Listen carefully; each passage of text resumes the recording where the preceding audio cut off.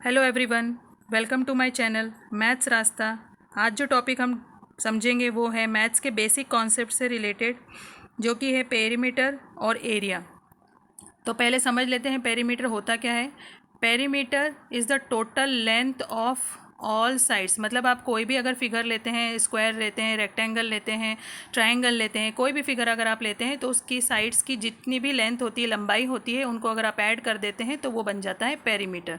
ठीक है। तो जैसे कि एग्जांपल के रूप में मैंने एक फिगर यहाँ पर लिया है। ठीक है।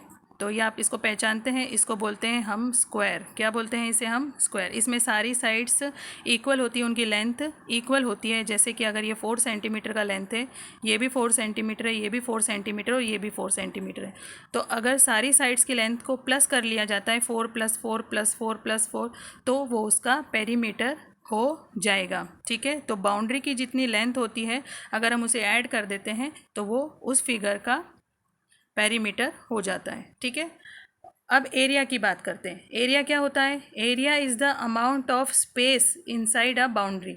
मतलब उस फिगर के अंदर जितना भी स्पेस होता है वो उसका एरिया कहलाता है। जैसे ये फिगर है, इसके अंदर जितना भी कलर फिल्ड एरिया है, मतलब ये पूरा, इतना पूरा ही इसका एरिया कहलाएगा। ठीक है।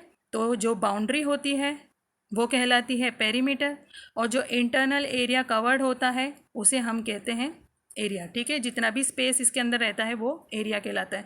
जैसे प्लॉट हम देखने जाते हैं, वो स्क्वायर, मीटर या जो भी रहता है होता है। तो अब हम आगे स्टार्ट करते हैं। हम फिगर्स ले लेते हैं। जैसे सबसे पहला हमने फिगर जो लिया है वो है रेक्टेंगल। तो रेक्टेंगल में हम सबसे पहले पेरीमीटर कैलकुलेट करेंगे। तो रेक्टेंगल में क्या होता है, एक स्पेशल बात होती है, इसमें दो साइड्स का लेंथ इक्वल होता है। मतलब ये एक रेक्टेंगल का शेप है, तो इसमें ये कहलाता है लॉन्गेस्ट साइड इसका लेंथ कहलाता है, इसके सामने वाली साइड भी लेंथ कहलाती है, दोनों इक्वल होते हैं।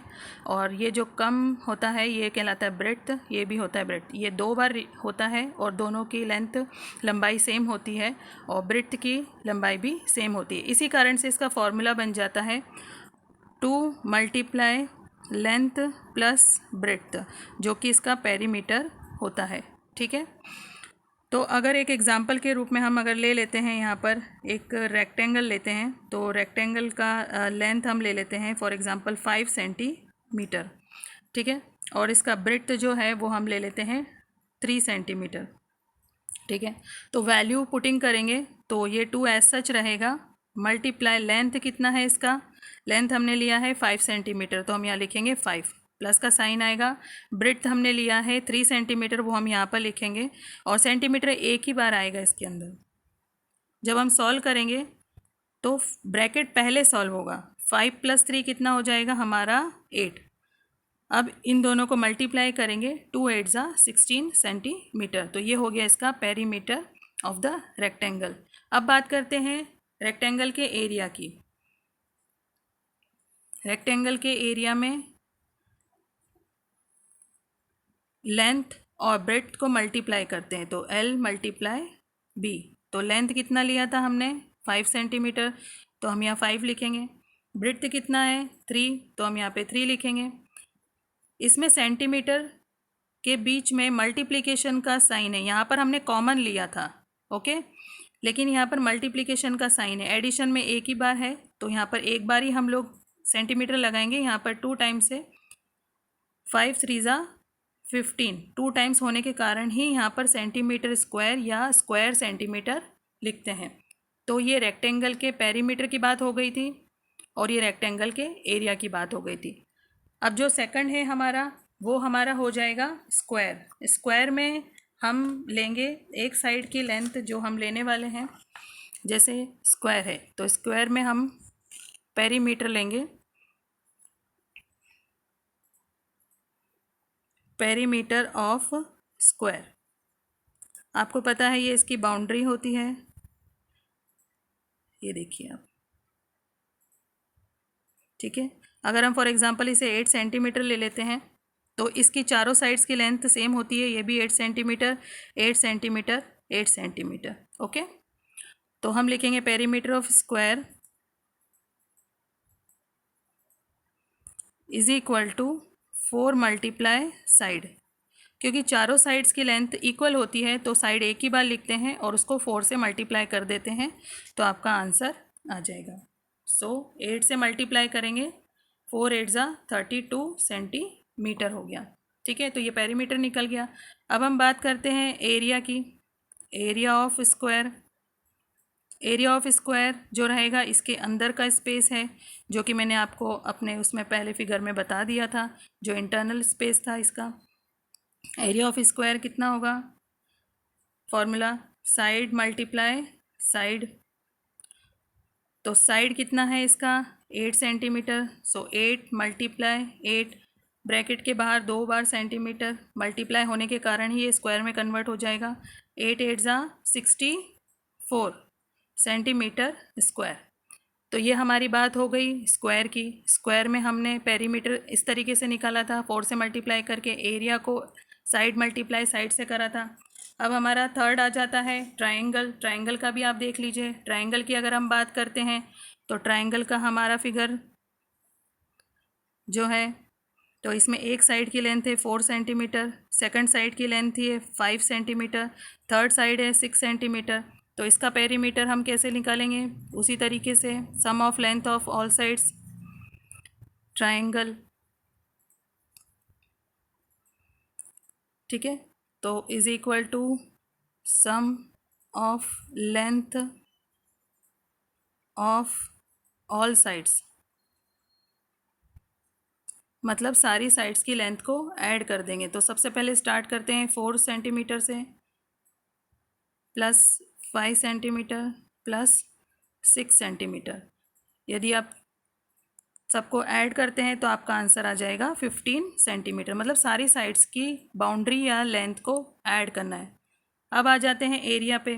तो area of triangle, area of triangle का फॉर्मूला थोड़ा सा डिफरेंट होता है। जैसे अगर आप इस फिगर की ही बात ले लेते हैं, तो अगर आप इसकी बात करते हैं तो इसमें एक आती है इसकी हाइट, ठीक है, और ये कहलाएगा इसका बेस। ये है इसका हाइट और बेस। तो इसका फॉर्मूला आता है area of triangle is equal to half multiply base multiply height.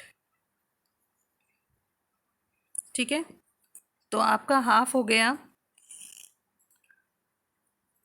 Base क्या है, बेस का लेंथ हमने क्या लिया था 6, ठीक है, तो हम 6 लेंगे। और हाइट हमने कितना लिया है, फॉर एग्जांपल अगर हम ले लेते हैं 7, ठीक है, तो 2 से 6 कट हो जाता है और 3 और 7 लेफ्ट बच जाएंगे। तो 3 7 ज़ा 21 सेंटीमीटर स्क्वायर, ये इसका एरिया हो गया। पेरीमीटर में सारी साइड्स की लेंथ को प्लस करते हैं, ऐड करेंगे, लेकिन एरिया में क्या होता है, बेस और हाइट को मल्टीप्लाई करते हैं और उसका हाफ करते हैं। तो ये आपका एरिया ऑफ ट्रायंगल निकल जाएगा। लास्ट हमारा है circumference of the circle.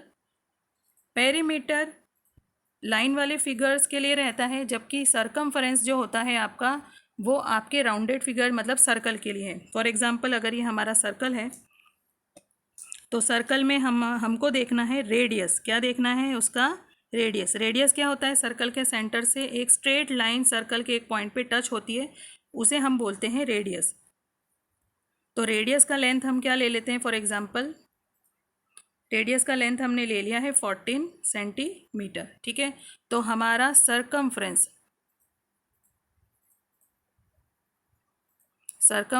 Of circle का फॉर्मूला होता है 2πr। ठीक है, तो इसमें पाई का वैल्यू आपको हमेशा याद रखना है, या तो 22/7 लेना है या फिर आप ले सकते हैं 3.14, ये सेम होता है।